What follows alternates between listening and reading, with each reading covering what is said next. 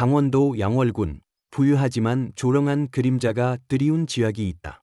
그곳에는 주거지와 완전히 떨어진 대규모 양돈 농장이 자리 잡고 있다. 이 농장에 가려면 끝없이 펼쳐진 보리밭을 지나 비포장 자갈길로 들어서야 한다. 이 길은 장마철이면 진흙탕이 되고 건조한 계절에는 먼지로 뒤덮인다. 농장은 사과 과수원과 작은 계곡 사이에 잇따로 자리 잡고 있어 외부 세계와 거의 단절된 듯하다. 이 농장의 주인은 60세가 넘은 김만식이라는 남자로 지역 주민들은 그를 친근하게 만식옹이라고 부른다. 만식옹의 양돈 농장은 수천 마리의 돼지를 키우는 규모뿐 아니라 특이한 채long 방식으로도 유명하다. 그는 다른 지역에서 온 남편을 잃고 어려운 처지에 놓인 여성들만을 고용해 밥을 짓거나 축사를 청소하는 등의 육체 노동을 맡겼다. 사람들은 만식옹이 불우한 사람들을 불쌍히 여기는 마음씨 좋은 사람이라고 말한다. 하지만 속삭이는 소문도 있다. 이곳에서 일하는 여성들은 몇 달, 길게는 1년을 일한 뒤 갑자기 아무 말 없이 사라진다고 했다. 만식옹이 불쌍한 여성들에게 새 삶을 찾을 기회를 주는 것일까? 아니면 그 후덕한 예모 뒤에 치명적인 함정이 숨겨져 있는 것일까? 불행한 이들이 생계를 위해 찾아왔다가 다시는 돌아오지 못하는 곳일까? 답은 농장의 녹슨 철문 뒤에 있다. 그곳에서는 축사의 악취가 또 다른 냄새, 즉 범죄의 냄새를 덮고 있을지도 모른다. 그러나 멀리 전라남도 곡성군의 가난한 마을, 작은 집에 사는 박영자 할머니는 그 소문들을 잊을 수 없었다. 그녀는 만식옹의 며느리이자 가장 최근에 농장에서 일했던 이지혜의 어머니였다. 지난 3개월 동안 박영자는 불안과 초조 속에 살았다. 30세인 딸 지혜는 남편이 산업재해로 세상을 떠난 뒤 홀로 두 아이를 키우느라 고군분투했다. 거의 1년 전 지혜는 강원도에서 만식옹이 일자리를 준다는 소문을 듣고 숙식 제공에 월급도 후한 일자리라는 말에 두 아이를 늙은 어머니에게 맡기고 떠났다. 그녀의 유일한 소망은 돈을 벌어 어머니가 손자를 돌보는 데 보탬이 되고 아이들에게 더 나은 미래를 주는 것이었다. 초기에는 지혜가 매주 전화해왔다. 전화 속 그녀의 목소리는 늘 밝았다. 지혜는 시아버지인 만식옹이 매우 친절하고 자신을 딸처럼 대해준다고 말했다. 남편인 김민재는 말이 적지만 성격이 온순했다. 일은 힘들고 악취가 심했지만 수입은 안정적이었다. 매달 그녀는 꼬박꼬박 돈을 보내왔다. 하지만 점차 전화가 뜸해졌다. 일주일에 한 번이던 연락이 2주에 한 번, 한 달에 한 번으로 줄더니 지난 3개월 동안은 아예 소식이 끊겼다. 박영자가 딸의 번호로 전화하면 긴 신호음만 들릴 뿐 결국 연결할 수 없다는 메시지만 남았다. 같은 지역에서 일하는 동양 사람들에게 물어봤지만 아무도 지혜의 소식을 모른다고 했다. 보이지 않는 두려움이 늙은 어머니를 휘감았다. 그녀는 딸 지혜의 성격을 잘 알았다. 지혜는 책임감이 강하고 아이들을 끔찍이 사랑하는 아이였다. 어머니와 어린 두 아이를 두고 아무 말 없이 떠날 리 없었다. 밤마다 잠을 이루지 못한 채 딸의 모습이 흐릿한 꿈속에 나타났다. 더는 기다릴 수 없었던 박영자는 직접 딸을 찾아 나서기로 결심했다. 그녀는 낡은 옷 몇 벌을 챙기고 손자들을 이웃의 친절한 사람에게 며칠 맡긴 뒤 이른 아침 강원도로 가는 첫 버스에 올랐다. 길고 피곤한 야정이었다. 양월군에 도착한 박영자는 길을 물어 지역 택시를 타고 만식옹의 농장으로 이어지는 자갈길로 향했다. 녹슨 철문 앞에 서서 돼지 우는 소리와 코를 찌르는 악취가 가득한 넓은 농장을 바라보며 그녀의 마음은 더욱 무거워졌다. 한참 동안 문을 두드리자 만식옹이 집에서 나왔다. 그는 여전히 순박한 농부의 얼굴을 하고 있었다. 박영자를 보자 그는 놀란 표정을 지었다. 어머, 할머니. 저는 지혜의 어머니예요. 박영자가 떨리는 목소리로 말했다. 전라남도에서 딸을 보러 왔어요. 그 말을 듣자마자 만식옹의 표정이 변했다. 그는 미안한 듯 약간 난처한 기색을 보랐다. 아이고, 할머니, 멀리서 예고도 없이 오셨네요. 지혜는 약이 없어. 이미 떠났어. 떠났다고? 어디로 갔나요? 박영자는 충격에 얼어붙었다. 그 순간 지혜의 남편 김민재가 집에서 나왔다. 얼굴은 초췌하고 슬픔에 잠긴 듯했다. 만시공은 한숨을 쉬며 고통스러운 목소리로 말했다. 좋은 일은 아니에요, 할머니. 지혜가 밖에서 다른 남자를 만났어. 한 달 전 우리 민재가 그걸 알게 됐어. 둘이 크게 다퉜고 지혜는 짐을 싸서 그 남자를 따라 떠났어. 야기 생활이 더는 못 견디겠다고 하더라고. 민재는 고개를 숙인 채 가끔 손으로 눈물을 훔치며 아버지의 말을 확인하듯 조용히 서 있었다. 박영자는 그 말을 듣고 기가 멍해졌다. 그녀는 믿을 수 없었다. 딸이 그럴 리 없다고 생각했다. 그녀는 만식옹의 눈을 똑바로 쳐다보며 거짓의 흔적을 찾으려 했지만 그의 눈은 차분했고 목소리는 진실에 보랐다.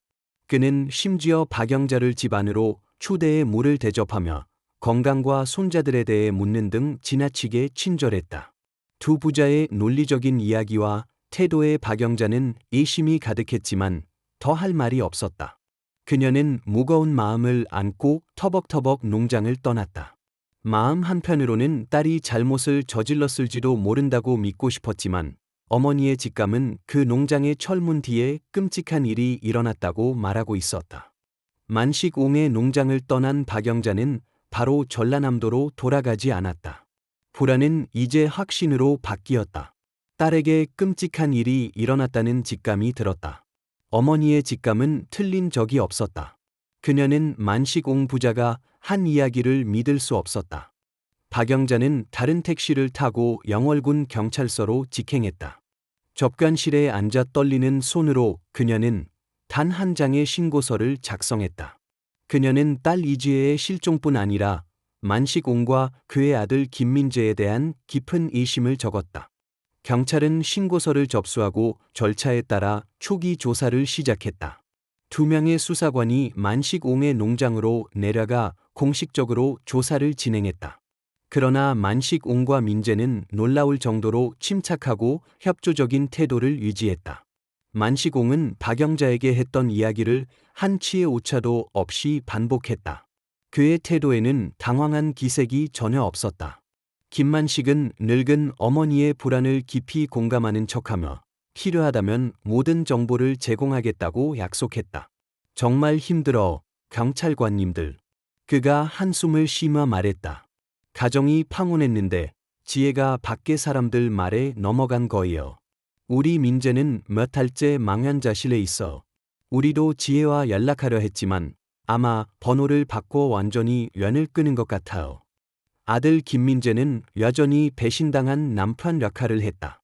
그는 수사관들에게 부부가 다툰 문자 메시지를 보여주며 아내가 짐을 챙겨 떠났다고 설명했다. 수사관들은 이지혜 부부가 살던 작은 방을 조사했다.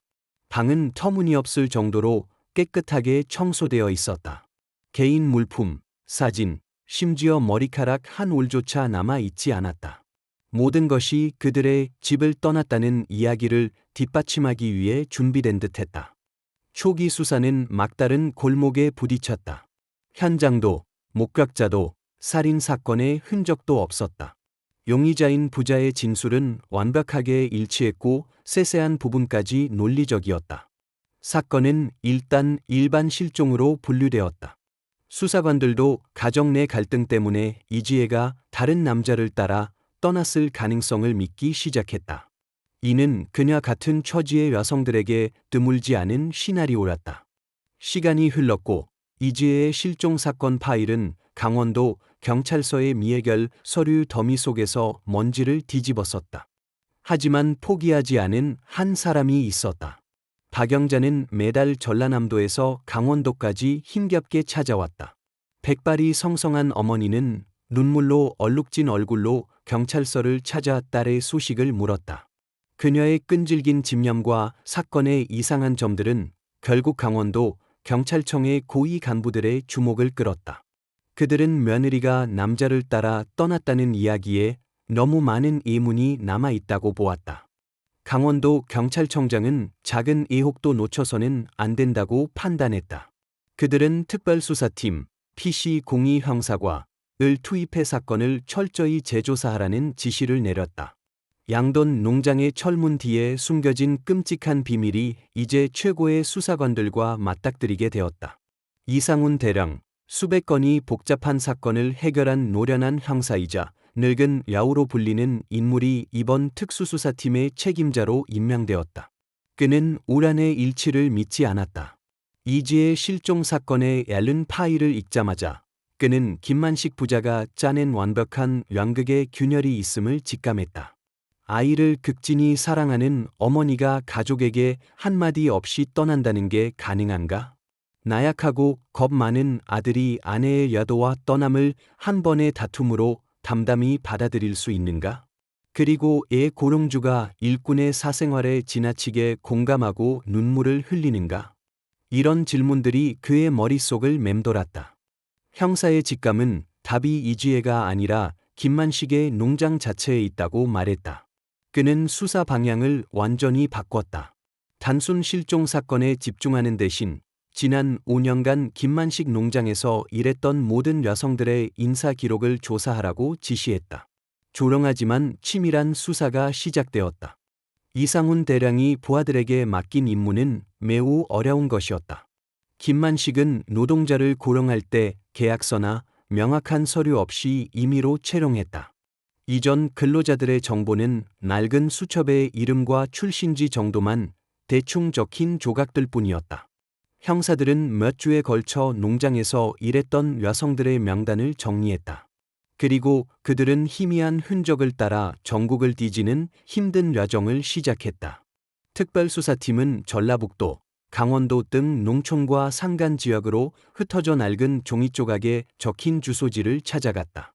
그들은 각 여성의 가족을 만났고 섬뜩한 패턴, 반복되는 시나리오가 서서히 드러났다.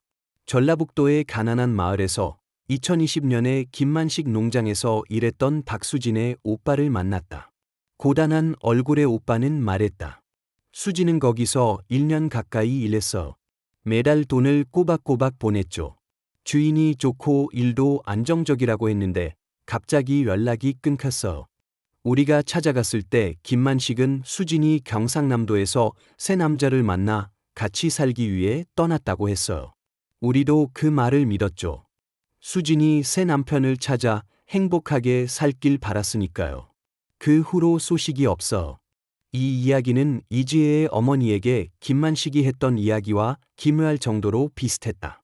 경상남도의 최민지, 태국계 여성의 이야기도 비슷했다.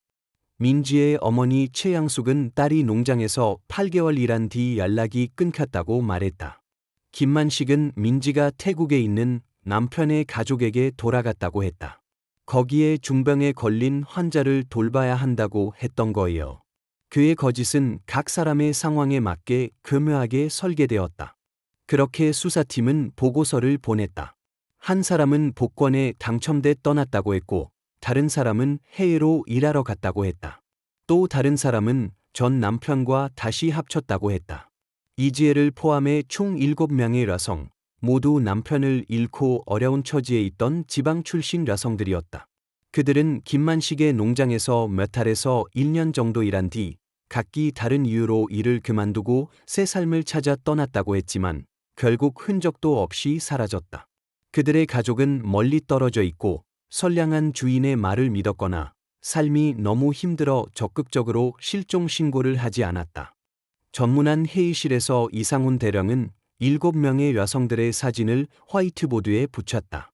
7개의 미소, 7개의 운명이 이제 거대한 물음표로 남아 있었다. 회의실의 공기가 무겁게 가라앉았다. 이건 우연이 아니야. 이상훈 대령이 말했다. 그의 목소리는 분노로 낮게 깔렸다. 7명의 여성이 같은 시나리오를 따랐다. 우리는 연쇄살인마와 마주하고 있는 거야. 그의 단어는 벼락처럼 울렸다.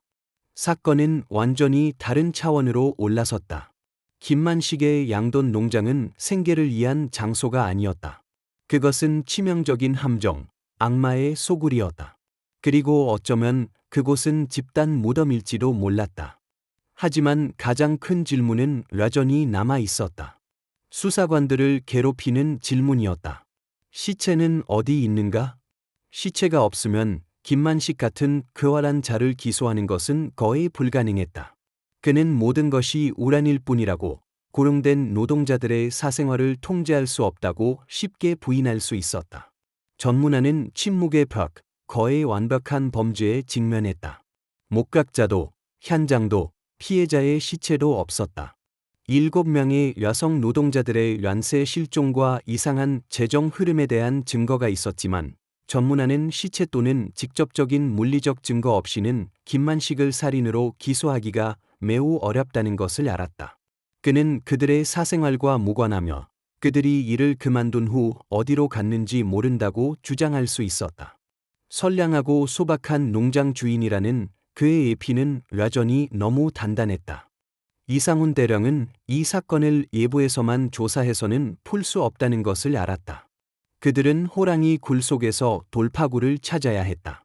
긴장감 넘치는 전문한 회의에서 그는 대담하고 위험한 결정을 내렸다. 모든 팀원이 숨을 죽인 결정이었다. 내부 첩자를 투입하는 것이었다. 정수민 상이 20대 초반의 젊은 여성 수사관이 이 생사를 건 임무에 선택되었다. 그녀는 외모가 단정하고 호리호리한 체격에 용감하고 지략이 뛰어나며 연기력이 탁월했다. 정수민을 위해 완벽한 이장이 준비되었다. 그녀는 충청북도 출신의 한지원이라는 여성으로 남편이 논에서 일하다 사고로 사망한 미망인 락을 맡았다. 그녀는 홀로 늙은 어머니와 어린 아이를 부양하며 극도로 어려운 삶을 살아가는 설정이었다. 김만식 농장의 선량한 주인에 대한 소문을 듣고 일자리를 구하러 왔다고 했다. 주민등록증부터 가계부에 이르기까지 모든 신분증과 배경 이야기는 빈틈없이 준비되었다. 충청북도에는 다른 수사관들이 한지원의 어머니와 아이 역할을 맡아 김만식이 확인하러 올 경우를 대비해 대기했다. 정수민은 한지원으로 분장해 소박한 옷차림과 수수한 얼굴, 단호하면서도 깊은 슬픔이 담긴 눈빛으로 농장에 찾아갔다. 예상대로 젊고 아름다운 여성이 어려운 처지에 놓였다는 것을 알자 김만식은 큰 관심을 보랐다. 그는 그녀의 가족과 과거에 대해 꼼꼼히 물었다. 준비된 대본에 따라 정수민은 자신의 인생 이야기를 감동적으로 풀어냈고 눈물을 글썽이며 연기했다. 그녀의 연약하고 불쌍한 모습과 진실해 보이는 이야기는 김만식의 초기 신뢰를 완전히 얻었다. 그녀는 일자리를 얻었다. 농장에서의 정수민의 첫날들은 지옥 같았다. 힘든 노동, 악취 나는 환경, 그리고 끊임없는 고독과 불안감이 그녀를 짓눌렀다. 그녀는 남성 노동자들과 떨어진 허름한 숙소에서 지냈다. 김만식의 끈질긴 시선이 항상 그녀를 따라다녔다. 처음에 그는 매우 친절했다. 자주 음식과 음료를 가져다주고 그녀의 삶에 대해 물으며 심지어 돈을 더 지어주기도 했다. 하지만 그 친절 뒤에는 치명적인 위험이 도사리고 있었다. 정수민은 그가 먹잇감을 조용히 관찰하며 때를 기다리는 짐승 같다고 느꼈다. 그녀의 임무는 실종된 피해자들과 관련된 물증을 찾는 것이었다. 김만식이 자리를 비우거나 밤늦게 그가 잠든 틈을 타 그녀는 비밀리에 농장 곳곳을 뒤졌다. 창고, 사료 가공 구락, 그의 집까지. 작은 소리에도 심장이 쿵쾅거렸다. 긴장과 초조 속에서 며칠을 보낸 끝에 그녀는 끔찍한 발견을 했다. 창고 다락에 버려진 낡은 철제 상자, 먼지와 거미줄로 뒤덮인 곳에서 그녀는 수십 벌의 낡은 여성옷, 해진 가방 몇 개, 그리고 값싼 은반지, 목걸이, 귀걸이 같은 장신구들을 찾았다. 그것들은 마치 기념품이나 전리품처럼 정성스럽게 보관되어 있었다. 정수민은 이 물건들의 사진을 몰래 찍어 특수통신 장비로 전문안에 보냈다. 이 사진들이 실종된 7명의 여성들의 가족에게 보라졌을 때 그들은 울부짖으며 물건들을 알아보았다. 한 늙은 어머니가 떨리는 손으로 매화 문양의 머리핀을 가리키며 말했다. 이건 우리 수진이 제일 좋아했던 핀이에요. 한 오빠는 동생이 일 시작 전에 선물했던 은반지를 알아보았다. 이는 김만식이 여성들의 실종과 직접 연관되어 있다는 부인할 수 없는 첫 번째 물증이었다. 그는 단순한 농장 주인이 아니었다. 그는 병적인 수집가였다. 철제 상자에 담긴 피해자들의 유품 발견은 전문안 전체에 큰 정신적 충격을 주었다. 그들은 마침내 김만식을 7명의 여성 실종과 직접 연결하는 부인할 수 없는 물증을 확보했다. 이 물건들의 사진은 피해자 가족들에게 보라졌고 희미했던 희망의 눈물은 애타는 울부짖음과 극도의 분노로 바뀌었다. 그들은 가족이 해를 입었다고 확신했다. 그 사이 농장 안에서 정수민 상인은 점점 더 위험해지는 임무를 이어갔다. 철제 상자 발견을 보고한 후 그녀는 이상훈 대령으로부터 새 지시를 받았다. 절대 경솔하게 행동하지 마라. 안전이 최우선이다. 이제 너의 임무는 의심스러운 구락과 대상의 행동을 관찰하고 기록하는 거다. 정수민은 한지원으로서 성실히 일하며 궁금해하지 않는 척했지만 눈은 결코 관찰을 멈추지 않았다. 그녀는 전문안에 가장 의심스러운 구락이 사료 가공 구락이라고 보고했다. 그곳은 그녀가 가장 불안감을 느낀 곳이었다. 넓은 작업장은 별도로 지어졌고 강력한 산업용 분쇄기와 거대한 철제 소치 사료를 끓이는 데 사용되었다. 김만식은 오랜 남성 노동자조차 이 구락에 함부로 들어가지 못하게 했다. 그는 사료 가공을 항상 혼자 했고 주로 밤에 작업했다. 여러 밤 정수민은 숙소에서 분쇄기가 몇 시간 동안 잉잉거리는 소리를 들었다. 그리고 거기서 나는 이상한 타는 듯한 냄새를 맡았다. 옥수수나 채소로 만든 사료 냄새와는 달리 톡 쏘는 구락질 나는 이상한 냄새였다. 그 냄새는 정수민을 메스껍게 했고 공포에 떨게 했다. 그녀는 그곳이 도살장, 불운한 여성들이 처리된 장소라는 직감을 느꼈다. 상황이 점점 더 위험해지고 있다는 것을 감지한 이상훈 대령은 행동을 서둘러야 한다고 판단했다.